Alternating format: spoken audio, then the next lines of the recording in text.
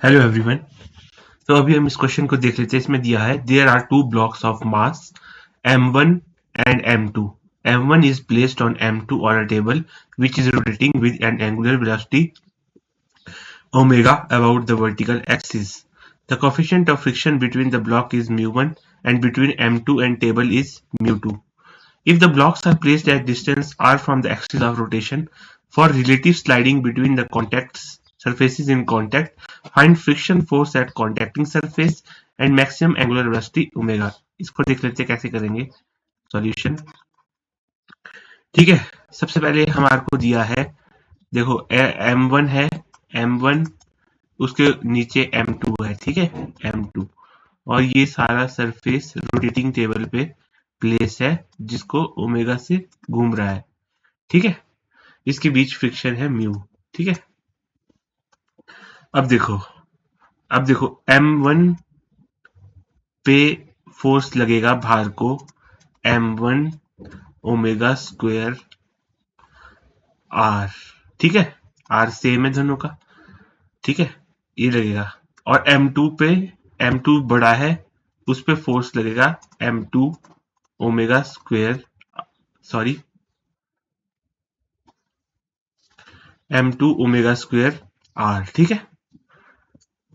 ये फोर्स लगेगा दोनों पे और ये फोर्स m2 पे ज्यादा होगा, m2 पे ये फोर्स बड़ा होगा, तो क्या होगा, इस पे फ्रिक्शन फोर्स मान लो यहाँ पर इस सरफेस के बीच में, फ्रिक्शन सरफेस म्यू2 है और ये सरफेस म्यू1 था। म्यू1 coefficient of friction between the blocks is mu1 and m2 and table is mu2. तो F2 मान लो यहाँ पर इस पे फ्रिक्शन फोर्स लग रहा है, ठीक है। अब ये आगे को जाने की कोशिश करेगा तो ऊपर वाले ब्लॉक पे फ्रिक्शन फोर्स आगे को लगाएगा F1 और खुद पे इस पे फ्रिक्शन फोर्स पीछे को लगेगा, सॉरी थोड़ा गड़बड़ हो गया, ठीक है। तो ऊपर वाले ब्लॉक की एफपीडी हम बनाएंगे, जो ये वाला ब्लॉक है, इस पे फ्रिक्शन फोर्स किस तरफ लगेगा ये मैटर करता है, ये सोचना जरूरी है। देखो, ये वाला ब्लॉक आगे को एक्सेलरेट करेगा और ये वाला ब्लॉक आगे को एक्सेलरेट करेगा, तो इस पे फ्रिक्शन फोर्स पीछे को लगेगा F1, ठीक है।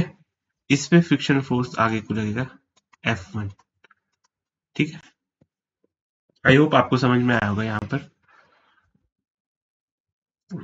M1 ब्लॉक है, वो उसकी टेंडेंसी बाहर को जाने की है, तो फ्रिक्शन फोर्स पीछे को लग रहा होगा, नीचे वाले सरफेस पे आगे को लग रहा होगा। आगे वाले सरफेस की टेंडेंसी आगे को जाने की है, तो उस पर फ्रिक्शन फोर्स पीछे को लग रहा होगा, ठीक है। अब देखो इसके बाद कैसे करेंगे, since sliding is just to occur, sliding होने वाली है क्योंकि इनके बीच में, तो F1 जो होगा, F1 वो होगा m1 ओमेगा स्क्वायर आर के बराबर, ठीक है। सिमिलरली इस सरफेस की एफबीडी से देखो, F1 हो जाएगा m1 ओमेगा स्क्वायर आर के बराबर, ठीक है। सिमिलरली सेकंड ब्लॉक की एफबीडी जब मैं बनाऊंगा तो मैं क्या लिखूंगा, F1 प्लस m2, सॉरी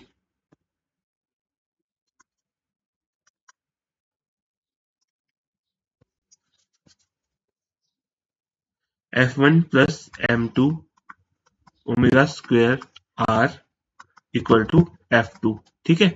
तो यहां से F2 की वैल्यू आएगी m1 plus m2 omega square are. ये आ गया friction force at contacting surface. First surface के बीच में ये हो गया, सेकंड सरफेस के बीच में ये हो गया, ठीक है, 1 और 2, ठीक है। दोनों सरफेस के बीच में हमने फ्रिक्शन फोर्स निकाल दिया।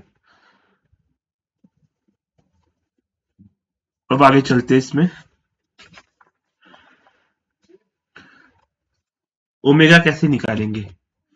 देखो नाउ हमको पता है F1 जो होता है, F1 स्लाइडिंग के लिए म्यू 1m1g या इससे कम होना चाहिए। ठीक है, F1 force, friction force first surface के बीच में इससे कम इससे इसके बराबर इससे कम होना चाहिए, तभी स्लाइडिंग होगी।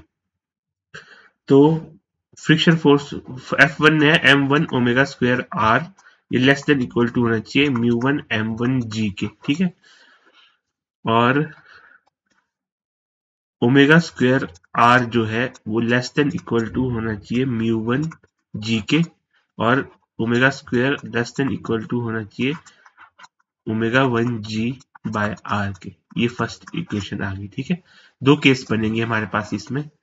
ये फर्स्ट केस बना। दूसरे केस के लिए हम लिखेंगे F2 less than equal to mu 2 m1 plus m2 into g. ठीक है, अब देखो F2 कितना है, m1 plus m2 omega square R. ठीक है, F2 की वैल्यू है m1 plus m2 omega square are, जो कि लेस देन इक्वल टू होना चाहिए mu 2 m1 plus m2 into जी के। यहाँ से m1 plus m2 cancel, mu square is less than equal to mu 2 g by R. Omega should be less than equal to omega 2 g बटे R. ठीक है, ये second equation आ गई।